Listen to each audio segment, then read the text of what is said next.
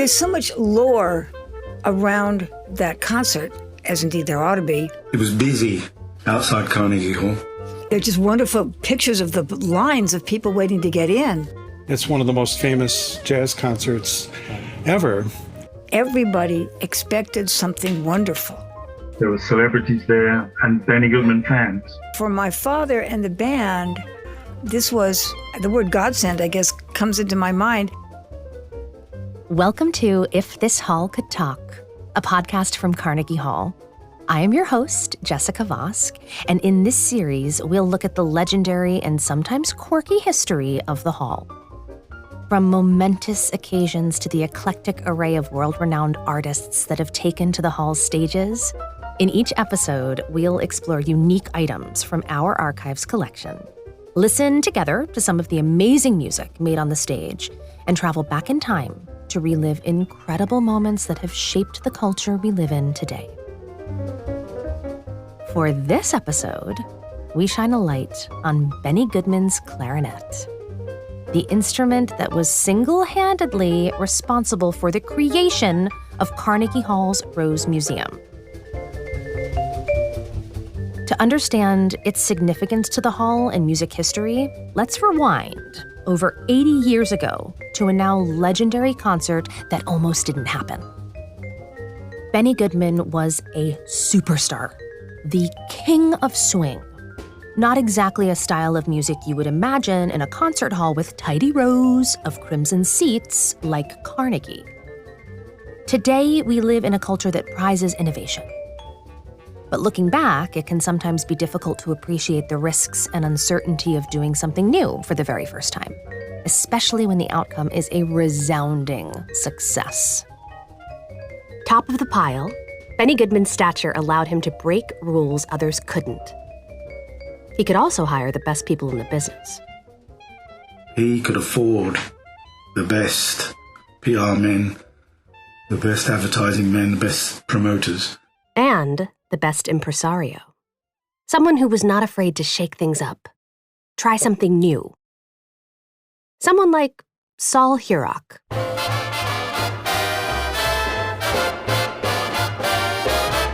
This is Jon Hancock, an author and historian who grew up listening to Benny Goodman and eventually wrote a book about Benny Goodman's now famous Carnegie Hall concert. It so happens that the impresario Saul Hurok was just starting a new series of concerts at Carnegie Hall. For this series of concerts, Saul sought out musicians who were making waves in music, in culture, and Benny Goodman certainly fit that bill. So Saul Hurok went down to the Manhattan Room in the Hotel Pennsylvania to see what all this fuss was about. And he was delighted to see that a lot of the kids weren't dancing. They were crowded around the stage, just enjoying the music.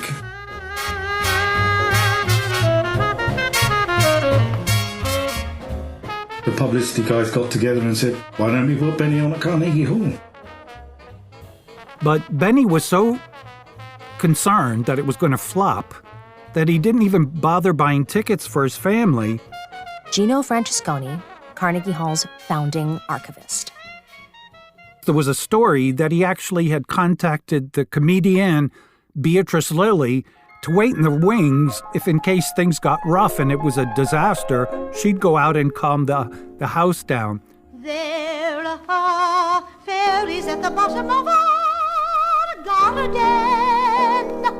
Now it's not so very, very far away. You pass the gardener's shed. And Rachel Edelson, Benny Goodman's daughter. He just thought, what if we bomb? And it's just fascinating because they had seats on the stage, so that the band was surrounded. And of course, you know, the stories about Benny being very nervous. Archivist Rob Hudson. The perception was, oh, no. It's like, are people going to sit still and listen to this?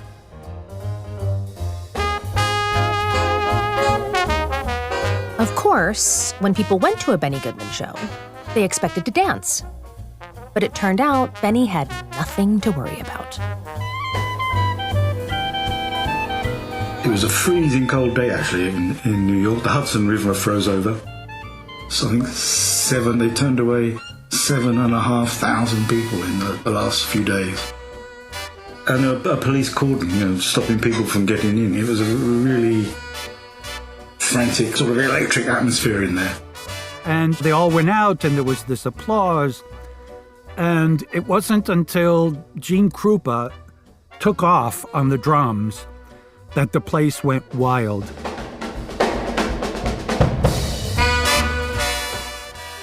The concert was a groundbreaking success and made it official. Benny Goodman would go down in history as one of the greats. Remarkably, Goodman didn't even know the concert was being recorded. And yet, the album went on to become one of the most iconic jazz albums of all time. Jon Hancock's brother introduced the album to him when he was 6 years old. I just love the drums, those drums. And he told me about a jam session. And what's a jam session? And he said, they're just making it up as they go along. And I couldn't believe it. How can you make that up?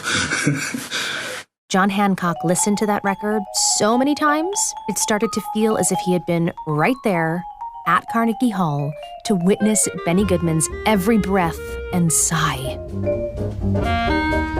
The album was incredibly influential to a lot of musicians. Cuban instrumentalist and performer Paquito D'Rivera, who has been on stage at Carnegie Hall many times, recalls when he first heard it. My father came home one day with a recording of Benny Goodman live at Carnegie Hall. And when my father said, "What is that?" That was very shocking for me.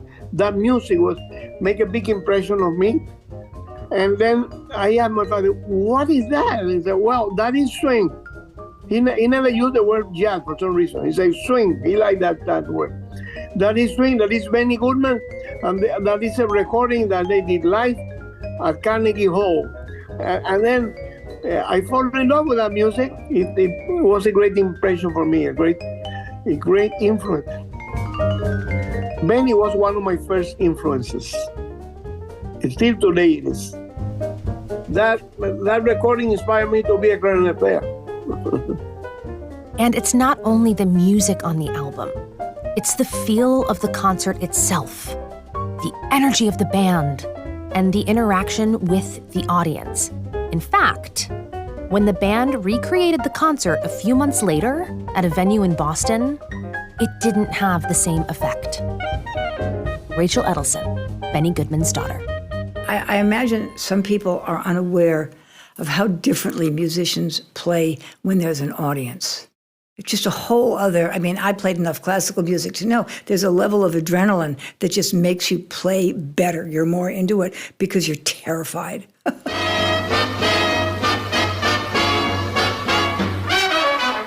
It was extraordinary in many, many ways because, number one, it was swing, and nobody sat to listen to swing. Gino Francesconi is the founder of the Rose Archives. You danced to it. You went to a ballroom, and you went to dance, and the music kept you going. This was the first time people bought a ticket to actually sit down and listen to it as an art form. That's number one.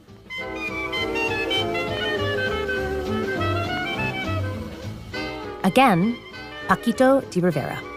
There is only two kinds of music, good music and the other stuff. And Benny was a classical trained musician who liked to play swing, jazz. So the combination is perfect. He developed that very classy sound. I love the sound of Benny. He was very special. Secondly, Benny had an integrated ensemble, which was very rare. A jazz orchestra without black people, it's like a Cuban music orchestra without the Cubans or something.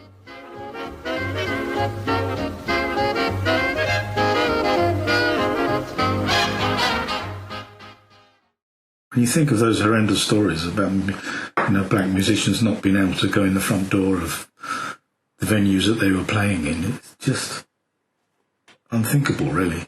Again, Rob. And especially to bring it to a major stage like this, in a prominent place like that. And then, of course, all the other guests that they had from Duke Ellington's band and Count Basie's band.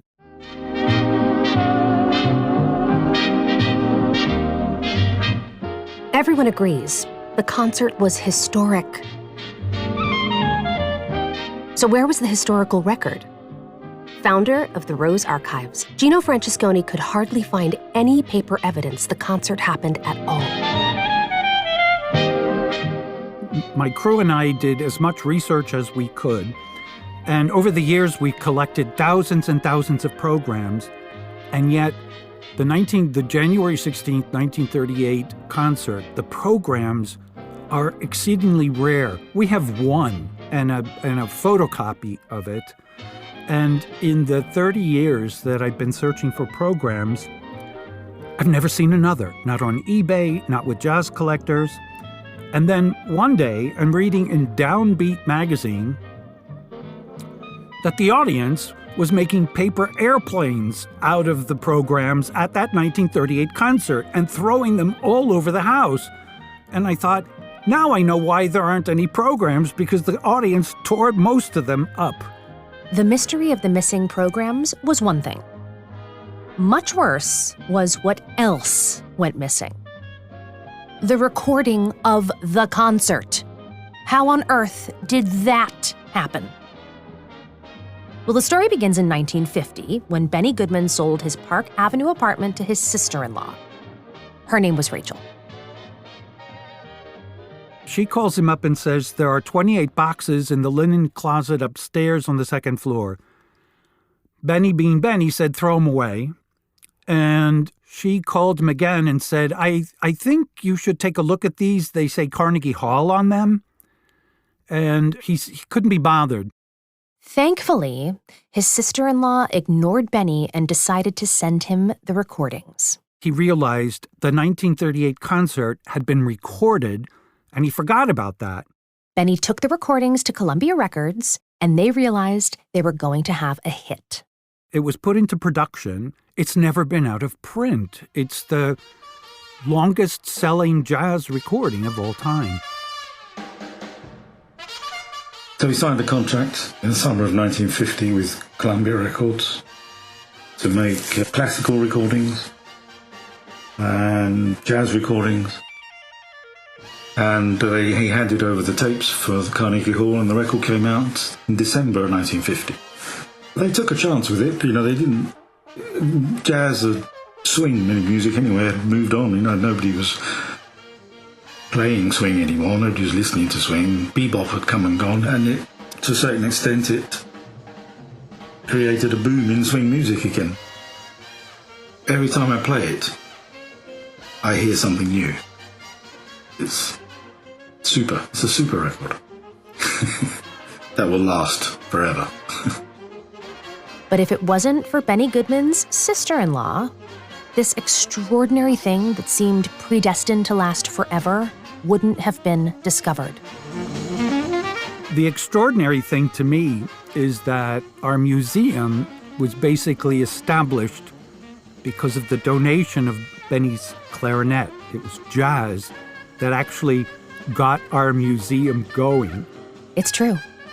An instrument used for jazz is why Carnegie Hall now has a museum. All because of Benny Goodman's daughter, Rachel Edelson.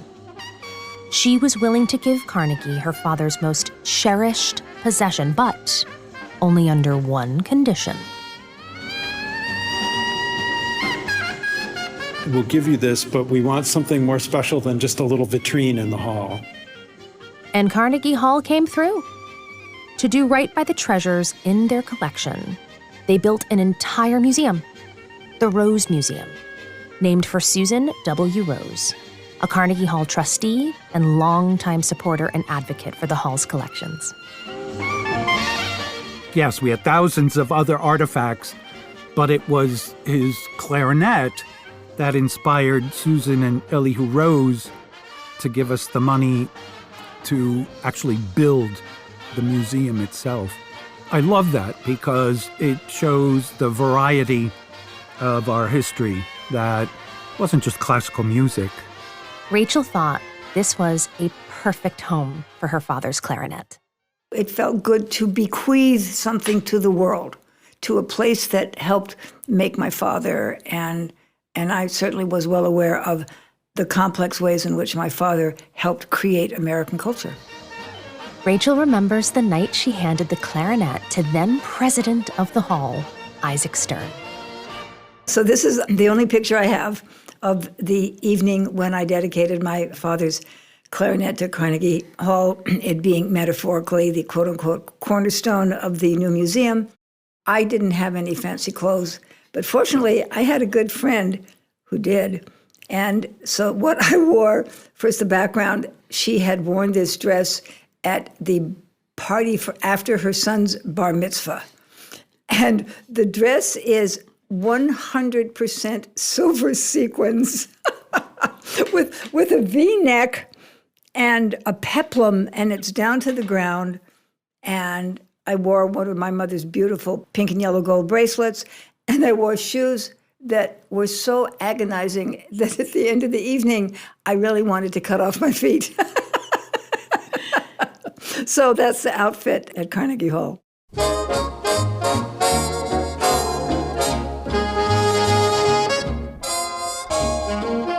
Building a new space was just the start, because taking care of such a special clarinet is no small feat. Instruments are like living beings. They need to be played to be maintained.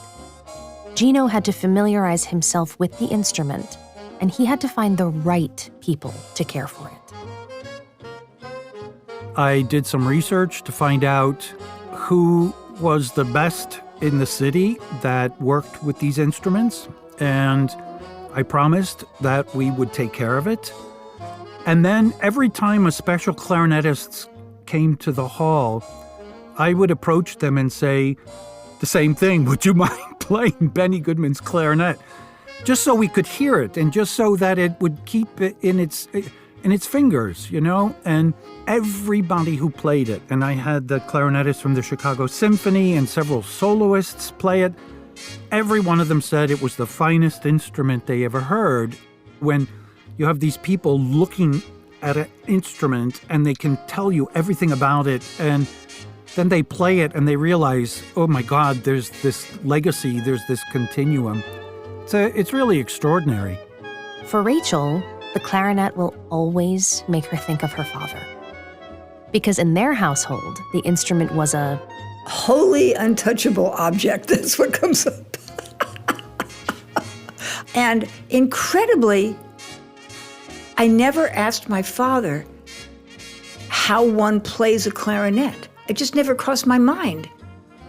Tomoji Hirakata, Senior Technical Specialist for Yamaha Artist Services in New York City, knows clarinets well. And he's part of the team that maintains Benny's clarinet at the hall. He knows that each musician tailors their instrument to themselves, their body, what they want the sound to be. And Tomoji uncovers the ways they do that. I feel like I'm doing an autopsy. That's not a good one. The instrument's still alive. So this clarinet is so special. Tomoji honors us by playing the clarinet just for a moment. We begged him to.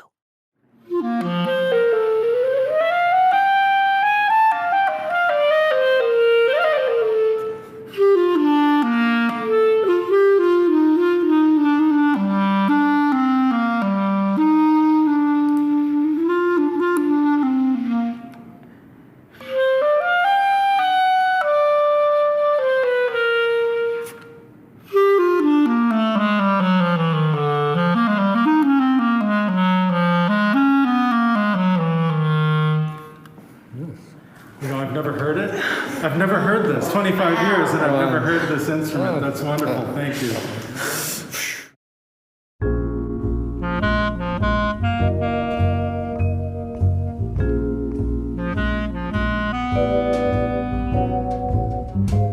My father never talked about anything, including himself. So, part of that is sort of male reticence, and I'm sure part of it is having been brought up so poor and wanting to leave his childhood behind, a childhood when the other kids were out playing marbles. My father was inside practicing. Sometimes I've seen a couple of interviews when people would say, Benny, what if you haven't been given a clarinet? And people just roll his eyes and think, Jesus Christ, what a stupid question. I was given a clarinet. It was his way to express himself and to leave behind what he wanted to leave behind. While the clarinet is so important to Carnegie Hall, it's really about what it represents. For one, hosting a swing concert at Carnegie Hall offered a deeper legitimacy to a musical genre that had been relegated to dance halls and nightclubs, and broadened what's possible in a place like Carnegie Hall. Benny Goodman did that. Having a band of black and white musicians playing together on stage, that too was remarkable. But maybe the clarinet represents something that is core to the archive, the preservation of history. How easily this record could have been lost forever. And that's true for every last scrap of history that's survived. And that can tell us about the past, our shared past. Those scraps survived because of a series of accidents, and because the right person at the right time decided to care. And that's what the archive represents. Recovering these scraps of history that could easily be lost or forgotten, for all of us to relive them once again, and be reminded of the people who helped create the culture we live in today. Some people belong to history. People who change history belong to history. And my father changed history. You've been listening to If This Hall Could Talk, a podcast from Carnegie Hall, where we take you on a journey through some of the most iconic pieces in our archives, the objects that set the foundation for what the hall is today. Many thanks to Clive Gillinson and the dedicated staff of Carnegie Hall, as well as guests Rachel Edelson, Jon Hancock, Tomoji Hirakata, and Paquito D'Rivera. For images of the artifacts and more information on Carnegie Hall's Rose Archives, please visit carnegiehall.org/history. If This Hall Could Talk is produced by Sound Made Public, with Tanya Katenjian, Philip Wood, Emma Vecchione, Sarah Conlisk, Alessandro Santoro, and Jeremiah Moore. Lead funding for the digital collections of the Carnegie Hall Susan W. Rose Archives has been generously provided by Carnegie Corporation of New York, Susan and Elihu Rose Foundation, and Mellon Foundation, with additional support from the National Endowment for the Humanities, the National Film Preservation Foundation, and the Metropolitan New York Library Council. Our show is distributed by WQXR. We'd like to thank our partners there, including Ed Yim and Elizabeth Nunemaker. To listen to the full season, subscribe to If This Hall Could Talk wherever you get your podcasts. We'd love for you to support the show by sharing it with your friends and leaving us a review and a rating on your favorite podcast platform. And if you happen to come across some special artifact from the history of Carnegie Hall, let us know. You can reach us at ifthisHallCouldTalk@carnegiehall.org. We're always on the lookout. Thanks for listening. I'm Jessica Vosk.